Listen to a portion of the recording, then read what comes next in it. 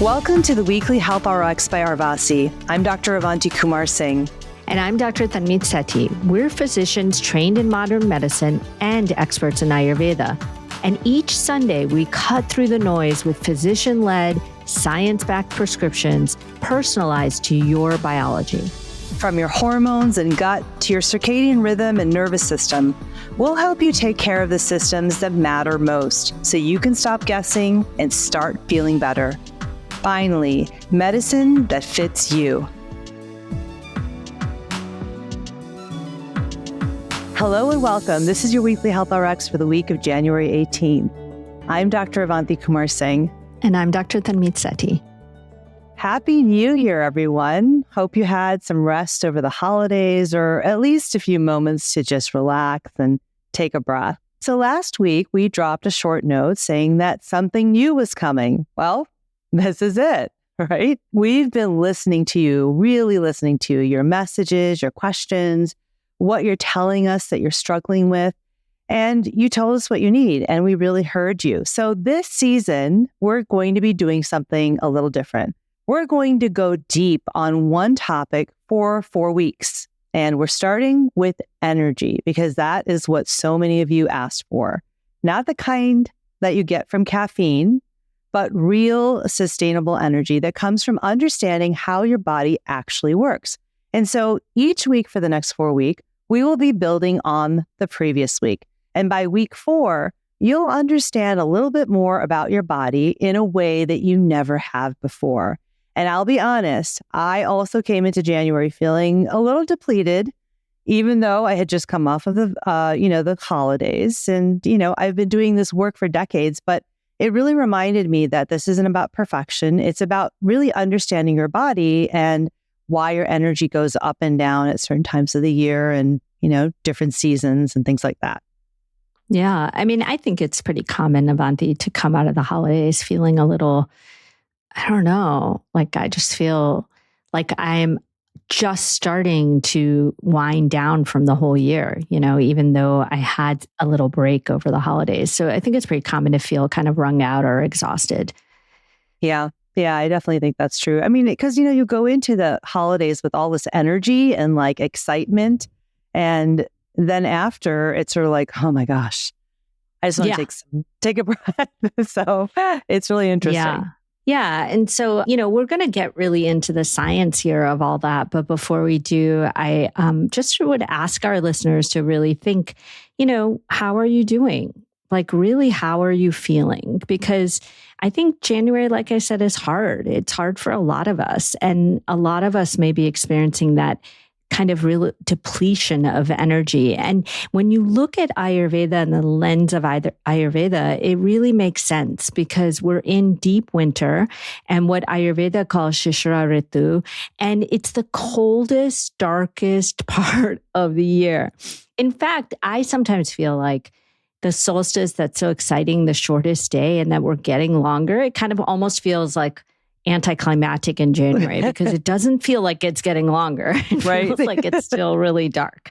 Yeah. But this is really what we think of as a building season, that your body's meant to be conserving energy and building reserves and restoring what got depleted. So the problem is you just come out of the holidays and instead of building reserves, like Avanti, you were saying, you've spent all of them, right? Mm-hmm. It's exhausting. And we're either doing too much, eating too many rich foods, stressing about family or the lack thereof. I mean, it just really runs the whole continuum of depletion of our mental and physical, emotional energy.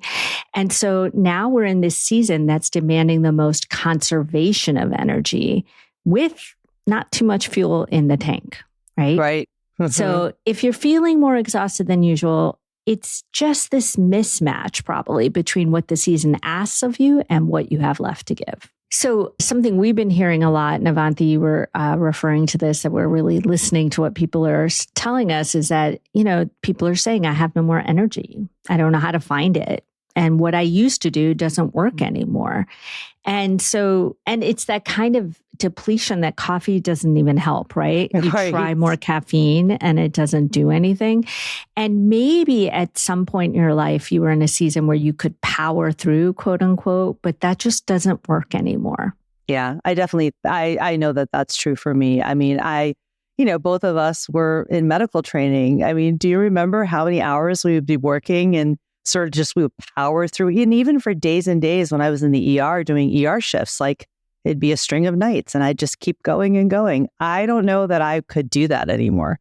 I really don't. I just feel like even just doing the things I'm doing, that it's not in the hospital, that I feel like, how am I going to get through the day sometimes? So I don't know. Is it aging? I don't know. Well, and I mean, that's the thing that I feel is really hard about this question, is that we start to blame ourselves, that maybe our body is just breaking down on us, or we don't have, quote unquote, what we had before, or maybe even worse yet, that we're feeling lazy or incapable, right? And the problem is, it's not effort or our capacity. It's just not. It's not our fault. Right. You're not lazy. You're not just aging or getting older.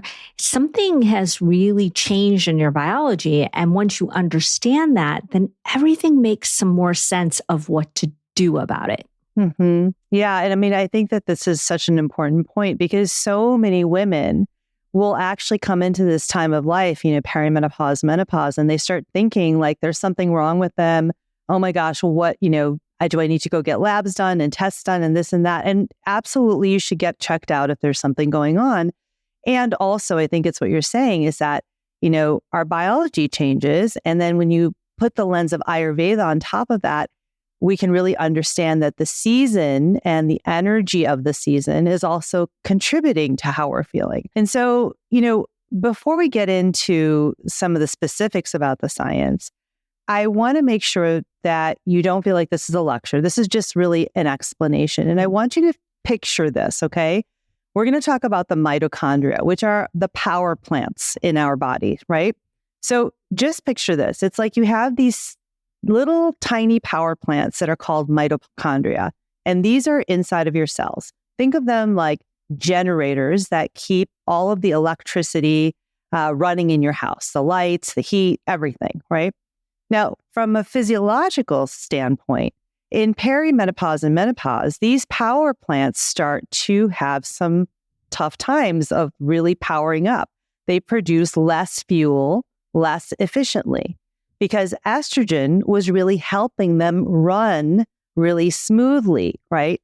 But as estrogen starts to go down and decline, so does the output from our mitochondria. And so we have the same people, the same women, same life, same demands, but you have less energy to run it, right? Your power plants are just not getting powered as much. And so when you say to yourself, I don't understand why I'm so tired, and what I used to do doesn't work anymore, this is why.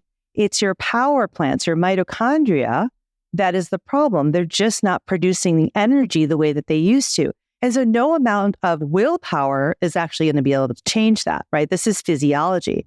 And, there's research that shows this. There's studies that, show that mitochondrial dysfunction is one of the earliest changes in perimenopause. It starts before you even notice the symptoms. So your cells are actually struggling before you even feel it. And this is why you feel like something is just kind of off, even when your labs look fine, right? The standard tests just can't measure this. So that's really what's happening at the cellular level. Right. And then there's another piece to it, which is really different than the cellular level. It's cortisol. Right.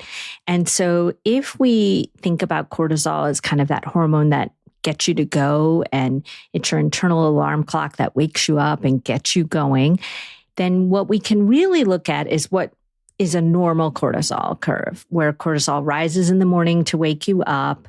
So like your internal alarm has gone off, and then it falls gradually through the day, and it hits its lowest point right before you sleep, so that the alarm turns off and lets you, wind down and get rest.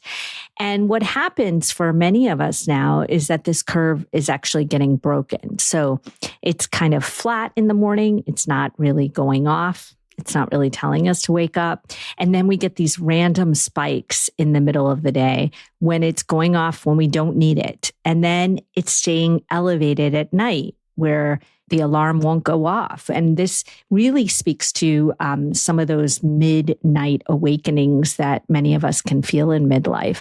And so you really can understand how it's not a surprise that you feel wired and tired at the same time, because this clock system is really disrupted, not working right. And then there's this trap of thinking, well, I'll just have a little more caffeine and fix it. But really, research shows that caffeine only amplifies the stress response and gives us bigger spikes, bigger crashes.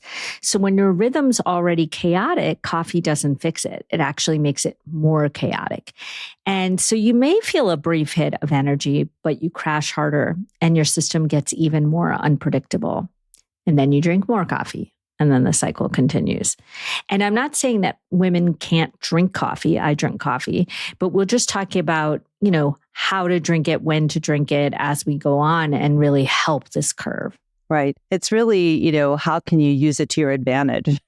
The coffee, if you're going to have the caffeine for enjoyment, but also because you feel like it'll help with energy, then how about you maximize it? That's really kind of what I think you're saying, Meath. Yeah. Mm-hmm. Yeah. And I mean, so that's why this is so important that we really personalize how you are doing these things in the morning, whether it's drinking coffee or getting light in the morning or any of these things to help you sort of get started in the day, right? That's why understanding your dosha or your Ayurveda constitution is so important, because this is where generic advice really fails us, right? We see all these solutions on social media and in the news about the perfect morning routine or the perfect this routine or that routine, and it's all generalized. And while those are some really great tips, I'm not saying that they're not, there are things that you can do to make them even more effective and really so that they actually suit your constitution better. Because some women crash because they're feeling scattered and depleted. So they need more grounding and more warmth and more consistency in their routines. Other women will crash because they're running too hot, too fast. So they need more cooling, more pacing, more permission to stop. Some people feel wired and exhausted at the same time. So wired and tired, right? That's a dual pattern. Others will feel heavy and stuck, like they're moving through mud. And that's something completely different. So all of us have this different type of crash experience that we have. Meath, you and I are very different. And I know that what works for me doesn't necessarily work for you. And if we swapped our morning routines, we may not feel better that we change something, right? We have to really personalize it to who we are and our dosha.